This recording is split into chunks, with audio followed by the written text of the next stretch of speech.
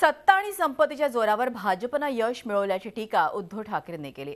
मुंबईत नंबर 1 क्रमांकावर शिवसेनाच राहिली असं सांगत उद्धव ठाकरे यांनी मतदारांचे आभार मानले। मराठी मतदारांसोबतच मुस्लिम आणि अन्य भाषक मतदारांनाही शिवसेनेला मतदान केल्याचा दावा उद्धव ठाकरे यांनी केला। तसंच मतदार याद्यांमध्ये झालेल्या घोळाची चौकशी झाली पाहिजे अशी मागणी उद्धव ठाकरे यांनी केली। अपयश तर नक्कीच नाहीये। शिवसेना हा नंबर 1चा पक्ष आहेच मुंबईमध्ये।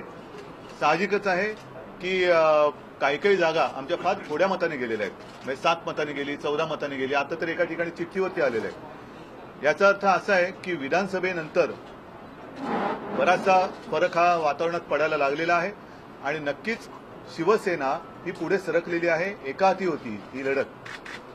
संपूर्ण सत्ता एका बाजूला, साधन संपत्ती एका बाजूला आणि फक्त शिवसैनिकांची मेहनत आणि मुंबईकरांचे आशीर्वाद, त्या बळावरती, त्या जोरावरती आम्ही इथपर्यंत आलेलो आहोत। गेली 25 वर्ष आम्हाला यांना मुंबई आणि महाराष्ट्रामध्ये रुजवण्यामध्ये गेलेली आहेत। आणखीन थोडे दिवस लागतील मात करायला। 25 वर्षाची आमचीच मेहनत आहे।